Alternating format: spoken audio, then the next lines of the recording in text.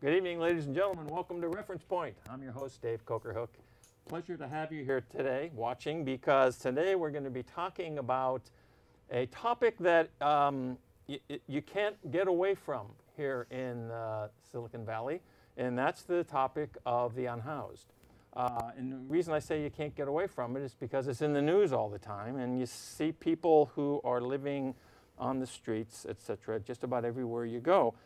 But we need to understand what is really the root of the challenge associated with that, because it's not just that people don't want to live in housing. And so I'm pleased to have with me today two really fantastic folks who we're going to discuss this with. The first is Catherine Kaminsky, who's the Deputy Director at the Santa Clara County Office of Supportive Housing. Catherine, thank you for being here. Glad you're here today to talk about this. Thanks so much for having me. And also with me here on my immediate left is Chad I did this before the show started. Bojorquez. Chad Bojorquez, who's the Chief Program Officer for Destination Home, and Destination Home being one of the really catalytic organizations here in Silicon Valley to address this situation. So, and you're the Chief Program Officer there. So welcome, Chad. Thank you. Glad to be here. And thank you for restating your name, because my last name is Kocharhook, and so I'm sensitive to mispronunciations, but I did it wrong anyway, so I appreciate that. It's all good. Well, listen, we're here to talk about this scenario, and it's really interesting because it's not a new situation here in the Bay Area. It's not a new situation really anywhere, okay? But we've got people that are unhoused, is the current term that's used relative to talking about folks who don't have a permanent home to live in, or even a temporary home to live in, okay? And so what is how do I want to ask this? I know that there's been a lot of energy and effort, both on a local and state and federal level over the last 5-10 years to try to do something about this. But are we in a better place today in 2023 than we were, say, 10 years ago? It's a complex question. I think in some ways we're in a better place, in some ways we're in a more challenging place. I think we've worked together to develop a supportive housing system that is working. It's successful. People are getting housed and staying housed. We have built capacity in our community to address this issue. At the same time, the wealth inequality has increased. We're still dealing with a tremendous lack of affordable housing. So the economic pressures, some of the systemic issues are as bad or worse as they were previously. But we have some more tools and capacity to hopefully continue to solve the problem, and we can build on that. Got it.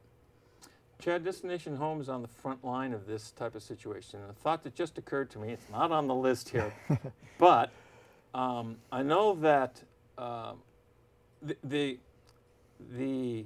impact that the COVID pandemic had on business, on all sorts of stuff, drove a lot of people beyond the edge, okay? Mm-hmm. Before that happened, were we making significant progress in this endeavor to solve this challenge or to get people housed? And did then the impact of the pandemic sort of like kind of have that mushroom again? Is that a fair question? Yeah, yeah, absolutely. I think yes, we were seeing, statistical progress, as well as I think, if you look at the last 10 plus years, what I get most excited about is that we have really identified solutions that work.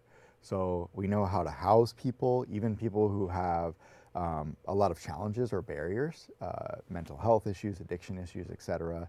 We know how to keep people from becoming homeless in the first place, so preventing homelessness. And we know how to quickly move people into transitional housing and then on to permanent housing. usually our challenge, kind of to Catherine's point, is to how do you do that at the scale of the need, right? So we're no longer trying to figure out like what's working, what's the solution, what's the innovation.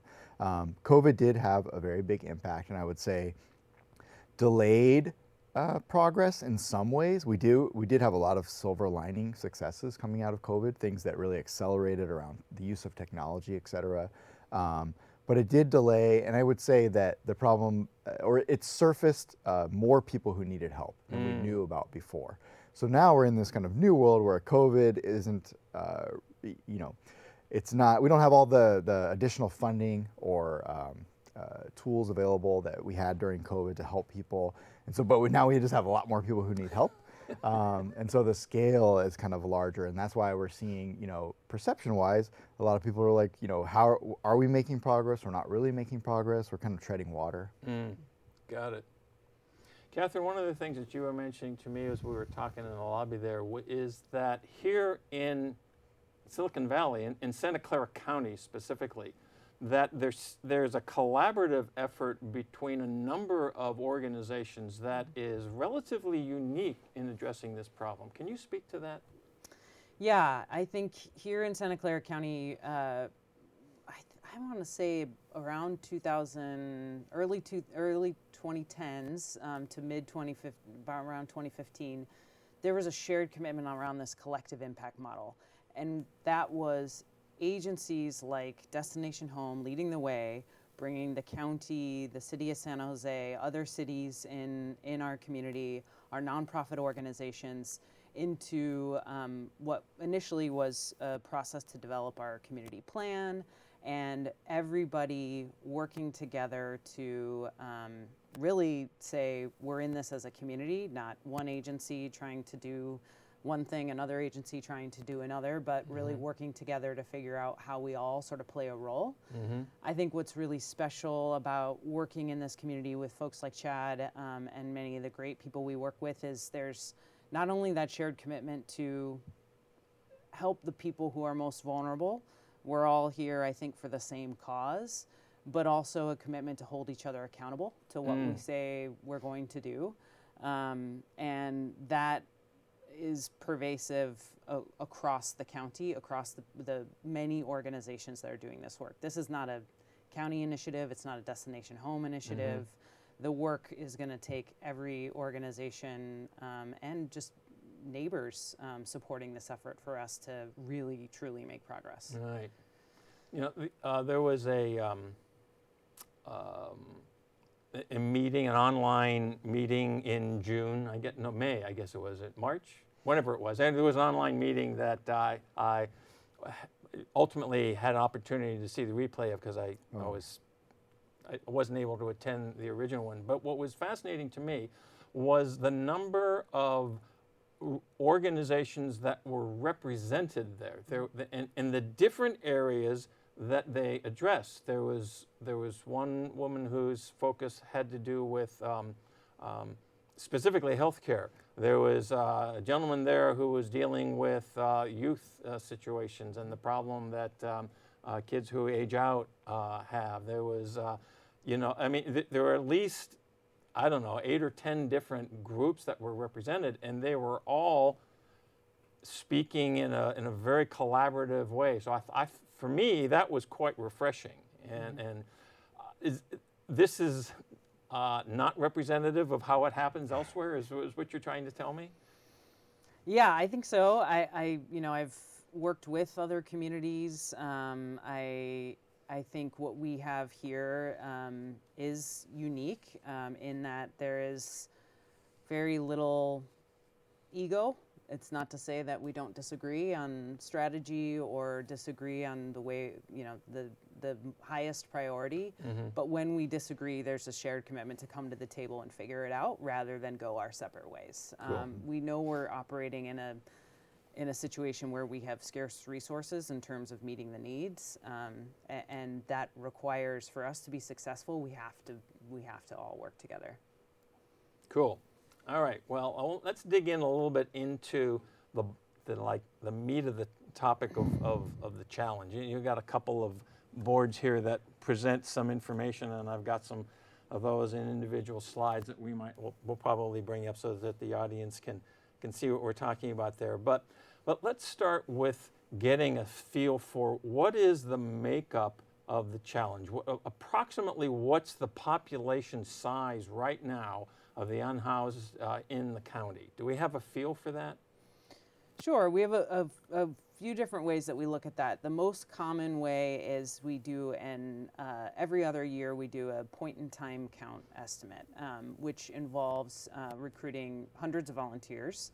And they go out on very early morning hours, and Chad's participated, I have as well, on 2 mornings in January. And we cover the entire county, canvass every census tract in the county, and visually try to count the number of people who are outdoors. We combine that with the number of people staying in emergency shelters, safe parking sites, other things like that, to come up with an estimate. It's imperfect. It's there's no 100% accurate way to do this, but we do it the same every time, so it gives us a good trend line. And the most recent point in time count, actually, we released the preliminary numbers last week, showed we had approximately 9,900 people experiencing homelessness in Santa Clara County this past January in 2023. And so we also use our other data sources in terms of the number of people assessed every year and the number of people accessing services. For example, it's on one of these, but we served about 15,000 in shelters last year over the course of a year. So that's not on a given night, but while we're making progress, there's still thousands of people who are sleeping outdoors. So I think you were just talking about the system performance of 15,124 placed in temporary housing. Is that the thing you were? Yes. That's slide number 10. If everybody wants to pull that one up. So you talk.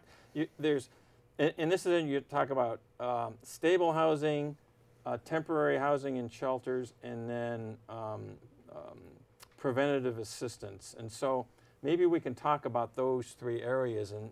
But let's look at the numbers here for a minute. So people connected to stable housing. What stable housing is defined as what?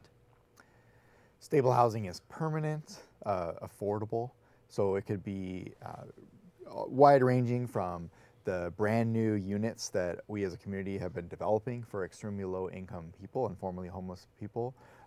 It can be, finding a solution with family that's stable and works, kind of reuniting or reconnecting family together, and kind of a wide variety of things in between there. But it's permanent. It doesn't have an end date. And it's something that financially people can afford. Got it. And then temporary housing and shelter, that would be more defined as what? That would be our emergency shelters are places where people can stay for a more limited time, provides a warm place to sleep, maybe meals, maybe some other services there at the shelter. There's many different models. Some of them are sort of congregate, larger sites where people stay in the same area. Some of them are tiny homes that I'm sure you've seen are gaining popularity. Sometimes we house folks at hotels. It looks many different ways, but the point is it's temporary. It's intended to meet an immediate need while somebody is hopefully on a pathway to something more permanent. Got it. Okay. And then the prevention assistance. What are the elements of prevention assistance? So that is primarily driven in this county by a network of 19 nonprofit organizations who all operate under the same umbrella and provide services in a uniform way. So a family that is not homeless yet, but says, hey, I don't know how I'm going to pay rent next month, next week, whatever it might be. Or I can see it coming in a couple months, but I don't want to, wait till that time. They can call a centralized coordinated network, and if they are eligible, basically receive kind of emergency quick financial assistance as well as connection to resources. And in the course of, on average, 4 to 6 months, the service providers will work with that family to kind of stabilize and figure out okay, how can we make this situation sustainable? Sometimes it involves, different type of income, different job, an additional job. Sometimes it could be more affordable housing, right? Hey, well, I've been paying market rate rent, it's not working out anymore. This is a wide variety of reasons why people are in this situation, but mostly it's that people can't afford the rent. So what can we do to kind of triage and change the situation ongoing? Cool. Okay. I wanted to talk a little bit about the demographic look of the community, because there's it runs the gamut. I mean, a lot of people don't think about that either. That there's the mom with 2 kids who is not doing it. She can't work right now because the hotel she used to work at had to cut back by 50% because COVID put them in a situation where they weren't having people come to the hotel, or stuff like that are going on. And so we have this crazy perception that the people who are out there are the folks who are having other kinds of challenges. You talked about mental issues or addiction or whatever, but that's really not the majority of the population. And I'm not sure if this is the right one to refer to that. Okay, slide number 5 might reflect that, but this is like the people who are the ones who are needing assistance or looking for some assistance. So, and a quarter of them are families with children. That's like, I mean, And well, that in and of itself is just a mind-boggling number. I mean, you're talking there's like 9,500 or whatever it was number of people out there, and 25% of that population are families with kids. It's like how do you allow that to happen is the sort of thing that comes to mind as a society, as a community. How does that allow it to occur? Anyway, I'm getting on a soapbox, so I don't want to get off my soapbox and let you guys talk. Yeah, I mean, and that particular data point is for households that are homeless for the first time. So we look at, in order to understand both the needs and our progress as a community, we look at both the total population experiencing homelessness, but also what we call the inflow, but people who are, they're experiencing homelessness for the first time. We've never seen them before. That can be really important in us understanding what is driving people into homelessness. Are we having success in sort of preventing people from becoming homeless? And one of the challenges that we've seen is over the last, since we developed the most recent community plan to end homelessness, since 2020, we've housed over 10,000 people. However, more than that have become homeless for the first time. And so it's that statistic of the people that are coming into homelessness for the first time, it doesn't look like any one type of person. It's families, it's youth and young adults, it's survivors of domestic violence, it's single adults. It really does run. It looks like the whole community. Now that there are also definitely disparities in who is most impacted. Decades of structural inequities and racism have caused some racial and ethnic groups to be more impacted by this crisis than others. Right. But there are absolutely representatives from every demographic that are experiencing homelessness. Yeah, which is like, seniors is one that you mentioned here. Veterans, which is like, what are we doing for our veterans? But you guys have a great program for veterans. You did some awesome stuff. I was reading about that and so that's amazing. All right, so you mentioned that there's you've been successful, but there's another slide number 6, that says for every household that's housed, another 1.7 become homeless. And so it's like how do you win that battle? Okay, but if I remember correctly, that ratio or that disparity has been coming down. I mean, we've been finding ways to help people with some of these services that you mentioned to maintain or to stay in a positive situation. And so there are, in general, it's it's an improvement, but it's not a solution. where we need to We're be. not where Yeah. we need to be. Yeah. Yeah. I mean, prior to COVID, it was 3-1. 3-1. So that's one of our kind of big picture views of what we feel like we're kind of going in the right direction, right? We definitely want to get it to 1-1. We want to go even better than that, meaning that we are housing more people than are newly becoming homeless in any given period of time. You mentioned the All the Way Home campaign, which was a successful campaign for veterans in Santa Clara County, where at the end of the campaign, after really focusing, partners and funding and coordinating the systems to really say, okay, how can we get to a place where we are housing more veterans every single month than are newly becoming homeless? And we did get to that place, and we continue to sustain that, which is why I think you see less and less veterans coming and seeking assistance, because we were able to align all of the systems and the funding and the partners and the methodologies for how you support them and work with the VA, et cetera, to make sure that basically we had like a list by name, like as human beings, like here's the people who are out there, how can we help them? And that's been a really successful campaign, and that continues with every single month. There are less veterans who newly become homeless than are housed. And so you mentioned families, which is at the top of the list of people seeking assistance. And family homelessness is one of those that you don't see all the time, right? Because families are going to do everything they can to keep their kids sheltered, right? You're going to stay in your car, or you're going to sleep on a couch, even if it's a compromised position, or you're going to stay in one of our shelters. And we've tried to expand family shelter capacity, for example. So we have a newer campaign called the Heading Home Family Campaign. It's really mirrored after the success of the All the Way Home Veterans Campaign. It's in the early stages, so you're actually seeing a rise in families because we're out there going, okay, let's find these families, right? We have additional resources thanks to the county and the housing authority, and a lot of coordination with nonprofits that serve families.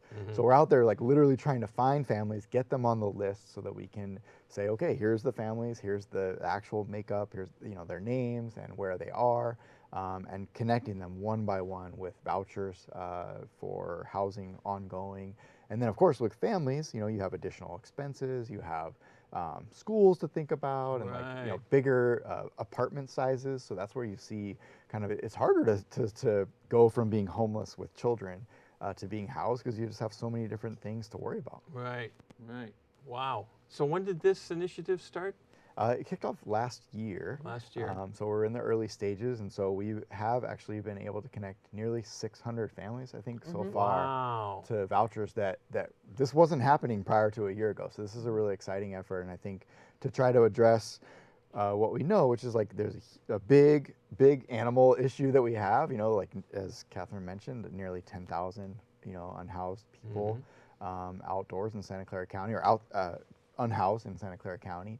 But we found a lot of success in the veteran campaign by saying, okay, let's pinpoint one population that we know utilizes similar safety net systems. There's nonprofits that specialize in serving, those folks. And so we're trying to replicate that with families, and hope to see similar success, where at the end of this, we should expect that, if a family newly becomes homeless, we've really coordinated our systems to where they don't have to stay homeless very long.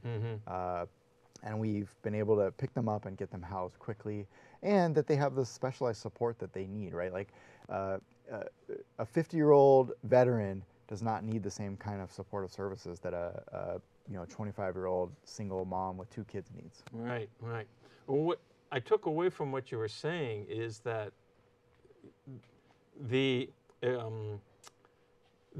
action or the endeavor that you had and the success you had with the Veterans Program, and being able to implement something similar with the Family Program, the key there was identifying the different organizations who had a primary interest in that demographic and sort of knitting them together into a more common objective or common perspective on the problem, and trying to then address it as sort of a united front, if that's an appropriate way to say it. Yeah, I think the organizations and I think the resources. I Resources. think the for the veterans campaign, we have things like VASH vouchers, which are federally funded housing vouchers that are set aside for veterans, which is tremendously helpful when we connect with a veteran to understand, are they eligible? This very helpful resources available. So we're doing the same thing with families, as Chad mentioned, setting aside a significant amount of resources, some resources that became available during COVID, additional on top of what we previously had, and said, here's some new resources, let's focus those on a population that nobody wants to see families experiencing homelessness, and we know that they need some additional help to resolve their homelessness, and let's pour both our agency knowledge and capacity into that issue, but also our resources. Very cool. I think it's great that the county is so behind this sort of thing. I mean, it's just it's one of those positive things about the establishment of a government agency that you look at and you say, hey, these people are actually doing something that really impacts, because a lot of times, I mean, I don't want to go there, but yeah, a lot of times it's not exactly the case. What we're talking about here is finding a solution for a population in our community that needs assistance, and that's what that whole structure should be there for, is to support those. I mean, we all hope that we can live our lives without a lot of interference, right? But there are times when you need a helping hand, okay? And that's what this is intended for. We've got a little over a minute. That's all that we have left in this segment of our show. And I talked to you guys before and let the public know they're going to be here for another one of these episodes, because I want to dig into we've talked about the demographics, but I want to dig in more deeply into the root causes of things and what can be done, needs to be done, in order to eliminate this challenge from our community. Not just here, but on a state and on a national level. There's things that I think need to be looked at, right? So that's what we're going to do at the next episode. I want to let the folks who are watching know that if there are any questions about what we're doing, you have questions for Catherine, you have questions for Chad, send them in to info@referencepointtv.com. I'll get them out to them. You've seen their websites on the screen, etc., so you can possibly track them down that way if you need to. But we'll certainly pass the message on and get those questions answered. So in the last 30 seconds, I'll give you 15 seconds apiece. Anything you want to say? Well, I think that you hit it on the head. I mean, our county and all of the government partners have really taken accountability for homelessness in Santa Clara County, and that's not something that you see everywhere. And I think that's been kind of the foundation of our success, is shared accountability. Perfect. You get 10 now. He took more than 15. Can I just say ditto to what Chad said? No, I do feel like I'm fortunate to work for a county that is so behind this issue, but also to work with some tremendous partners like Chad and Destination Fantastic. Home. All right, great. Thank you both for being here. Look forward to seeing you next time. And ladies and gentlemen, see you next time on Reference Point.